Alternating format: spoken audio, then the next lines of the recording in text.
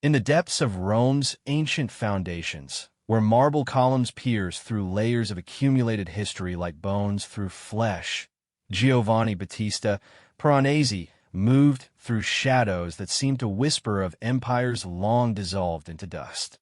The year was 1745, and the young Venetian architect carried with him not merely copper plates and etching tools, but an obsession that would consume the remainder of his mortal days: the pursuit of a city that existed simultaneously in three temporal dimensions: the Rome that was, the Rome that appeared to be, and the Rome that never could have been.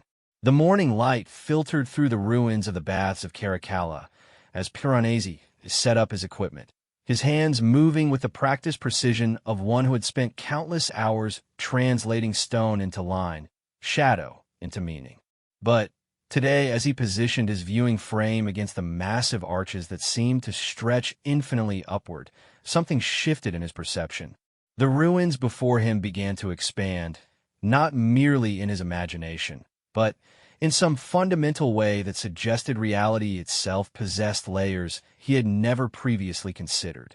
The Rome that Piranesi documented was not the modest city of papal rule that surrounded him, with its population of barely 150,000 souls picking their way through the debris of antiquity like survivors of some cosmic catastrophe.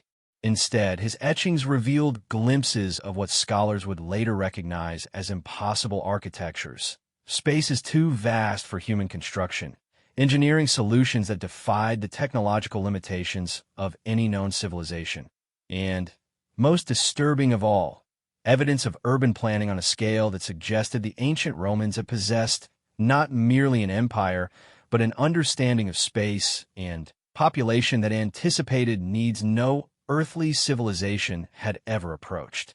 In his early series, The Vita di Roma, Piranesi had begun conventionally enough, documenting the ruins as any competent topographical artist might. But gradually, almost imperceptibly, his representations began to diverge from observable reality. The Pantheon's dome, already an architectural marvel, expanded in his etchings to proportions that would have required engineering knowledge centuries beyond its time.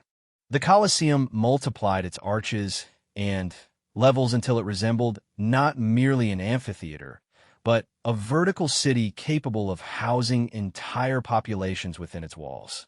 Most telling were his depictions of the Roman road system, which in his hands became something approaching a neural network of impossible complexity.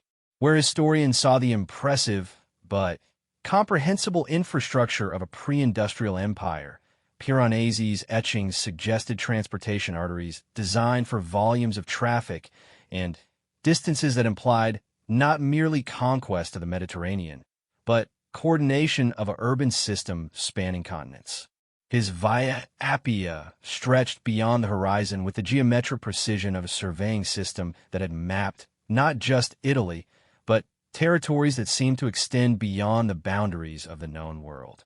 The transformation in Piranesi's work became most apparent in his architectural fantasies, particularly the series he would later title Imaginary Prisons. Here, freed from the constraints of documenting existing ruins, he gave full expression to his growing conviction that the Romans had built not merely for their contemporary needs, but according to some master plan whose scope remained hidden beneath centuries of decay and deliberate concealment. His prisons expanded vertically and horizontally beyond any functional requirement, their staircases and bridges connecting spaces that seemed to exist in multiple dimensions simultaneously. But it was in his reconstruction drawings that Piranesi's true revelation emerged. Working from fragments of foundation stones, partial inscriptions, and architectural elements whose original context had been lost, he began to piece together what he claimed were accurate restorations of Roman public buildings. His reconstructed Circus Maximus could have accommodated not the historically documented 250,000 spectators, but nearly 2 million. His version of the Campus Martius revealed urban planning on the scale of modern megalopolises, with commercial and residential districts whose population density implied infrastructure systems, water, sewage, transportation, food distribution, that would have required organizational capabilities not achieved by any known civilization until the Industrial Age. The most controversial of Piranesi's works emerged in his later years, when he claimed to have discovered, through his archaeological investigations, evidence of what he termed the Greater Rome, an urban complex that had once extended far beyond the Seven Hills, encompassing not merely the city proper, but an integrated metropolitan region stretching from the Apennines to the sea. His maps and reconstructions suggested a population center that had once housed upwards of 10 million inhabitants, supported by agricultural and industrial systems whose remains have been systematically obscured by subsequent civilizations. Working through the night in his workshop near the Palazzo al Temps, surrounded by the accumulated research of decades, Piranesi began to construct a theory that would sound familiar to later urban historians, though in his time it appeared as madness or inspiration. The Roman Empire, he argued, had not merely been a political entity controlling distant territories through military force and administrative efficiency. Instead, it had been something unprecedented in human history, a genuine megacity, an urban organism that had achieved integration across distances and populations that transformed the very nature of civilization itself. His evidence lay not in the monumental architecture that dominated the historical record, but in the infrastructure remains that spoke of systematic planning on an unprecedented scale. Roman aqueduct systems, he pointed out, demonstrated engineering capabilities that far exceeded the water requirements of even generous population estimates. The road network revealed planning that anticipated traffic volumes and coordination requirements, suggesting not merely military and commercial transportation, but the daily movement of populations on the scale of modern metropolitan areas. Most significantly, Piranesi's archaeological work had uncovered evidence of what he termed vertical construction, building techniques that suggested the Romans had constructed not merely upward, but downward, creating subterranean urban environments that effectively multiplied the usable space of their cities. His drawings of these underground complexes revealed environments that functioned as complete urban ecosystems, with their own transportation systems, commercial areas, and residential districts carved into the living rock beneath the surface city. The implications of Piranesi's discoveries extended far beyond architectural history. If his reconstructions were accurate, the Roman Empire had represented not merely a larger and more efficient version of known urban civilization, but a fundamental breakthrough in human organization, the achievement of stable, integrated urban life on a scale that transformed individual humans from inhabitants of discrete communities into components of a genuinely metropolitan consciousness. This transformation, Piranesi argued, explained both the empire's unprecedented success and its mysterious decline. A civilization that had achieved genuine metropolitan integration across continental distances would have developed social, economic, and technological systems radically different from anything in the historical record. The loss of such systems would have represented not merely political collapse, but the dissolution of an entire mode of human existence, a form of urban life so advanced that its destruction would have required not just military defeat, but systematic erasure of the very concept of what cities could become. The evidence for such erasure, Piranesi believed, lay hidden in plain sight throughout the ruins he documented. The systematic destruction of Roman engineering works had been too complete, too thorough, to have resulted from mere barbarian vandalism or natural decay. Aqueducts that had functioned for centuries had been deliberately dismantled. Transportation networks had been methodically disrupted. Most tellingly, the underground urban complexes have been systematically sealed and buried, as if subsequent civilizations had found the very existence of such spaces threatening to their understanding of what human settlements should encompass. Working by candlelight in the depths of Roman foundations, Piranesi began to piece together what he believed to be the true sequence of events that had transformed the world's first mega-capital into the ruins that surrounded his 18th century contemporaries. The collapse had not been sudden, nor had it been primarily military. Instead, It had been a systematic process of urban dissolution, carried out over centuries by populations who had lost the technological and organizational knowledge necessary to maintain metropolitan systems of such complexity. The new inhabitants of Roman territories had not merely lacked the engineering skills to maintain aqueducts and roads. They had lacked the conceptual framework to understand what these systems had been designed to accomplish. Faced with infrastructure whose scale and integration exceeded their comprehension, they had gradually dismantled it, reducing it to components they could understand and manage. Isolated buildings, local transportation networks, small-scale water systems that serve villages rather than metropolitan regions.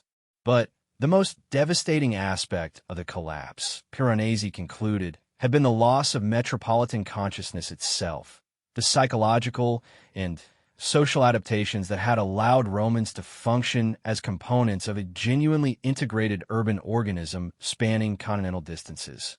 Without this consciousness, the infrastructure of the mega-capital had become not merely useless, but incomprehensible, its ruins serving as monuments to possibilities that subsequent civilizations could not even imagine, let alone restore.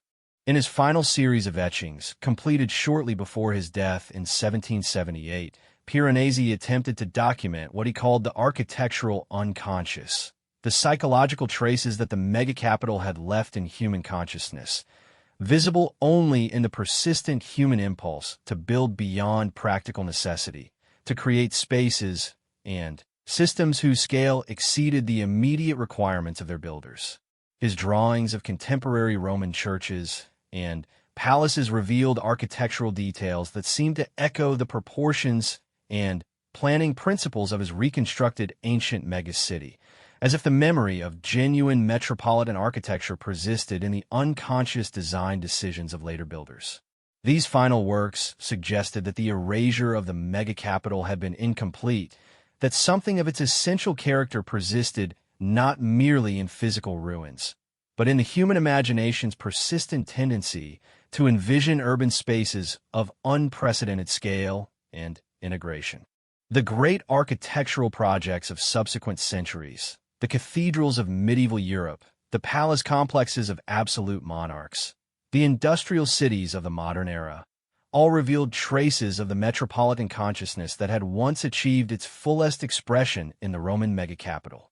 But Piranesi's most profound insight emerged from his recognition that the erasure itself had become a creative force.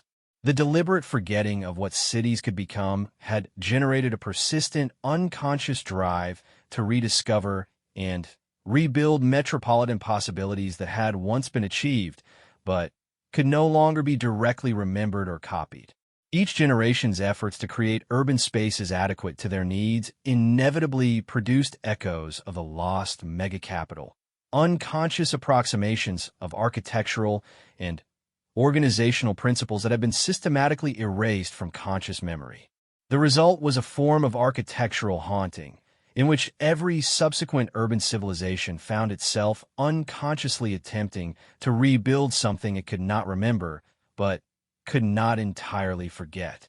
Modern cities, with their unconscious tendency toward vertical construction, their systematic integration of transportation and communication networks, their achievement of population densities that required unprecedented coordination of resources and infrastructure, all represented partial recoveries of metropolitan principles that had been fully realized only in the Roman mega-capital, whose existence had been erased from historical consciousness.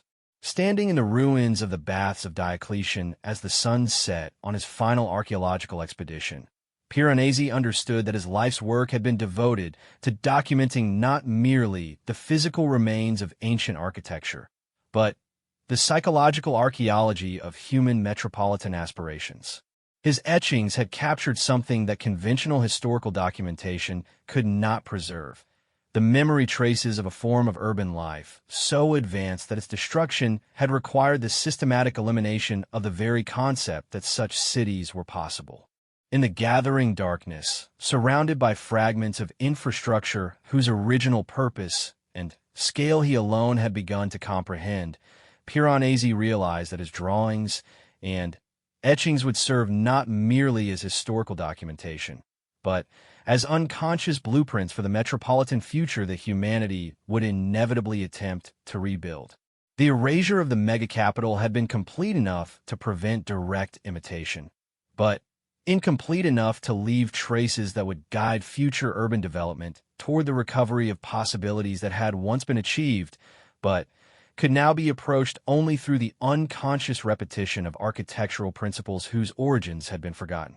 The true subject of his work, he understood, had never been the past. Instead, he had been documenting the persistent human drive to recover a form of urban life whose memory survived only in the unconscious architectural decisions that shaped every subsequent attempt to build cities adequate to human metropolitan aspirations. His images of the erased mega-capital served as maps of a future that would inevitably recapitulate in new forms and, with new technologies, the urban achievements that had been too advanced for their time and too threatening to subsequent civilizations to be allowed to survive in conscious memory. In this final recognition, Piranesi's architectural fantasies revealed their true purpose. They were not merely imaginative reconstructions of what had been lost, but unconscious prophecies of what would eventually be recovered, rebuilt, and perhaps finally sustained by civilizations that had learned to maintain the psychological and social adaptations necessary to support genuine metropolitan life on the scale that the Romans had achieved but had been unable to preserve. The etchings remained, scattered in collections across Europe, carrying within their lines and shadows the encoded memory of humanity's first and most successful attempt to transcend the limitations of traditional urban life and achieve genuine metropolitan integration across continental distances. They waited, patient as archaeology itself, for civilizations advanced enough to decode their message and, perhaps, finally, to complete the recovery of the urban possibilities they preserved in their impossibly precise documentation of the world's first and most completely erased megacapital .08:30. The legacy of Piranesi's documentation would remain dormant for over a century, gathering dust in the libraries of antiquarians and the portfolios of collectors who admired his technical mastery, while dismissing his more extravagant reconstructions as artistic license. But in the industrial cities of the 19th century, as populations swelled beyond anything Europe had experienced since antiquity, architects and urban planners began to discover in his etchings something more than historical curiosity. Baron Haussmann, redesigning Paris in the 1850s, kept a complete set of Piranesi's Vedute di Roma on his desk throughout the reconstruction project. His associates noted his particular fascination with the artist's depictions of Roman infrastructure systems, especially the complex network of aqueducts and sewers that seemed to anticipate urban populations far exceeding contemporary European cities. When critics questioned the unprecedented scale of Haussmann's boulevard system, with its seemingly excessive width and length, he would gesture toward Piranesi's reconstruction of the Campus Martius, pointing out that the Romans had understood something about urban circulation that modern planners were only beginning to rediscover. The influence extended beyond individual projects to shape an entire generation's understanding of what cities could become.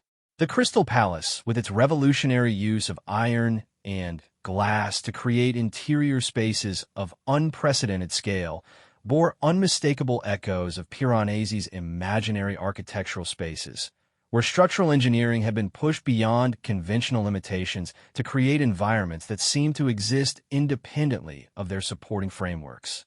Joseph Paxton's design notebooks contained sketches that directly referenced the vertical circulation systems depicted in Piranesi's prison series, though adapted to serve the movement of exhibition visitors rather than the mysterious purposes of those impossible carceral spaces. But it was in the rapidly expanding industrial cities of Britain and America that Piranesi's unconscious influence became most apparent. Manchester, with its unprecedented concentration of manufacturing facilities and worker housing, began to resemble nothing so much as one of his underground urban complexes brought to the surface. The systematic integration of production, transportation, and residential functions created urban environments whose scale and coordination echoed the metropolitan planning principles he had discovered in Roman foundations, though applied now to industrial rather than administrative purposes. Charles Dickens, wandering through the smoke-darkened streets of industrial London, captured something of this unconscious architectural memory in his descriptions of urban environments that seemed to extend infinitely in all directions, their boundaries lost in fog and distance. His novels depicted cities that had achieved a kind of organic unity, where individual buildings and districts functioned as components of larger urban organisms whose full extent could never be grasped from any single vantage point. Though he never explicitly referenced Piranesi's work, his literary reconstructions of urban space bore remarkable similarities to the artist's vision of Rome as a metropolitan system rather than a collection of discrete architectural monuments. The connection became explicit in the work of Giovanni Battista Belzoni, the Italian explorer whose archaeological expeditions in Egypt were directly inspired by his study of Piranesi's documentation methods. Belzoni's discoveries in the Valley of the Kings revealed construction techniques and spatial organization that seemed to confirm Piranesi's speculations about ancient civilizations' capacity for underground urban development. The tomb complexes extended far beyond anything required for burial purposes, suggesting systematic excavation projects that had created subterranean environments capable of supporting significant populations. More significantly, Belzoni's measurements of Egyptian architectural remains confirmed Piranesi's mathematical analyses of Roman construction. The proportional relationships between structural elements, the systematic use of modular construction techniques, and the integration of multiple functional systems within single architectural complexes all suggested that both civilizations had worked from similar urban planning principles. These principles, Belzoni argued, represented not coincidental parallel development, but evidence of systematic knowledge transmission, technological and organizational systems that had been developed in one megacapital and then adapted for use in others.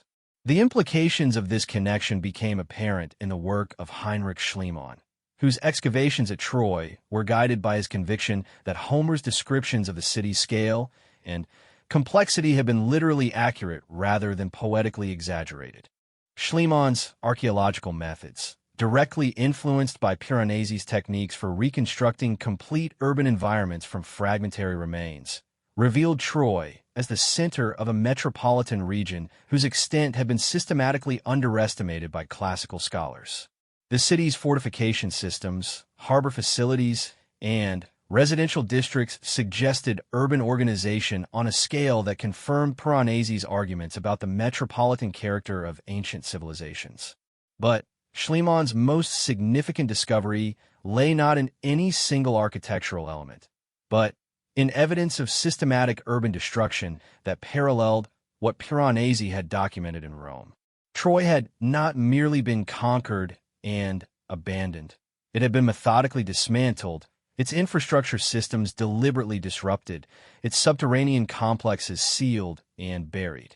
The pattern suggested that the erasure of megacapitals had been not an isolated phenomenon limited to the Roman Empire, but a systematic process that had affected multiple ancient urban centers whose true scale and integration had exceeded the comprehension of their conquerors.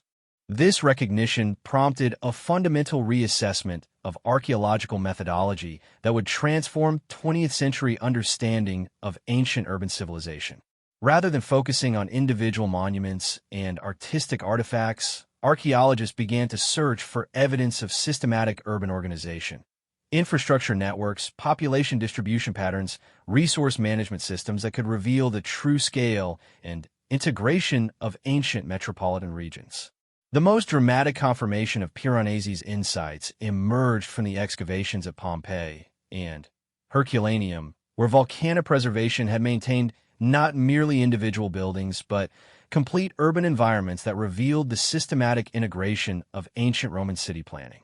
The street layouts, building techniques, and Infrastructure systems documented by Giuseppe Fiorelli and his successors confirmed that even provincial Roman cities had been constructed according to metropolitan planning principles whose scope exceeded anything in contemporary European urban development. More significantly, the Pompeii excavations revealed clear evidence of vertical construction techniques that confirmed Piranesi's speculations about Roman underground urban development. Beneath the preserved surface city lay extensive subterranean complexes that had served not merely utilitarian functions, but had constituted complete urban environments with their own circulation systems, commercial areas, and residential spaces. These underground districts had been systematically connected to surface infrastructure through sophisticated engineering systems that integrated multiple levels of urban activity into coherent metropolitan organisms. The discovery prompted immediate reassessment of Rome itself, where limited excavation had previously revealed only fragmentary evidence of subterranean urban development. Working with maps and reconstructions derived from Piranesi's documentation, archaeologists began systematic exploration of underground Rome, revealing the existence of multiple levels of urban construction that confirmed his most extravagant speculations about the vertical extent of ancient metropolitan development. The first comprehensive survey, undertaken by Rodolfo Lanciani in the 1890s, documented underground complexes that extended throughout the city center, connected by transportation networks that had once integrated multiple levels of urban activity into systematic metropolitan circulation. The scale and sophistication of these systems exceeded anything in contemporary urban engineering, suggesting that Roman metropolitan organization had achieved levels of integration that would not be approached again until the development of modern subway and utility systems. But Lanciani's most significant discovery lay in evidence of systematic destruction that confirmed Piranesi's theories about the deliberate erasure of metropolitan urban systems. The underground complexes had not simply been abandoned and allowed to decay. They had been methodically sealed, their access points blocked, their connecting corridors filled with rubble and debris. The destruction had been too systematic, too complete, to have resulted from natural processes or casual vandalism. Working through archives in the Vatican Library, Lanciani discovered documentary evidence that explained the systematic character of the destruction. Early Christian authorities had undertaken deliberate campaigns to eliminate what they termed pagan architectural practices, construction techniques, and urban planning principles that were seen as incompatible with Christian urban organization. The underground complexes, with their integration of commercial, residential, and religious functions, had been particularly targeted as representatives of urban organization that subordinated individual spiritual development to metropolitan collective consciousness. The systematic elimination of underground urban infrastructure had been accompanied by deliberate efforts to erase the technological knowledge necessary for its construction and maintenance.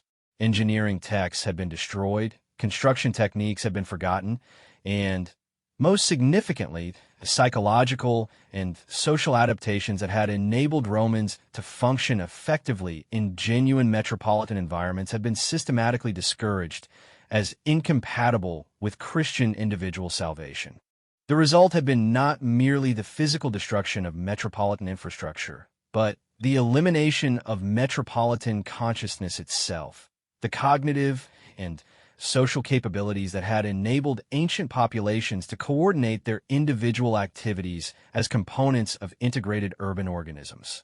Without these capabilities, subsequent urban development had been limited to the construction of collections of discrete buildings rather than genuine metropolitan systems, regardless of the technical capabilities that might have supported more integrated urban organization.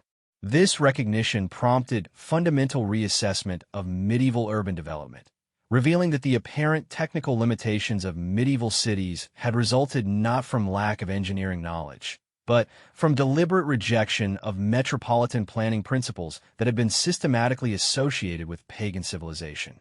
Medieval urban planning had consciously emphasized individual buildings and discrete functional districts rather than systematic integration, creating cities that functioned as aggregations of separate communities rather than unified metropolitan organisms. The persistence of this anti-metropolitan bias explained why the recovery of ancient urban planning principles had been so gradual and unconscious. Even as Renaissance architects rediscovered Roman construction techniques and Enlightenment planners began to develop systematic approaches to urban infrastructure, the underlying cognitive and social adaptations necessary for genuine metropolitan consciousness remained suppressed by cultural frameworks that emphasized individual spiritual development over collective urban coordination. But industrial urbanization had begun to force the recovery of metropolitan consciousness through sheer practical necessity. As urban populations exceeded the organizational capabilities of traditional city planning, industrial societies had been compelled to rediscover systematic approaches to urban integration that unconsciously recapitulated Roman metropolitan planning principles. The development of integrated transportation systems, coordinated utility networks, and systematic approaches to residential and commercial district organization all represented partial recoveries of urban planning capabilities that had been fully developed in ancient megacapitals, but had been systematically erased from conscious cultural memory.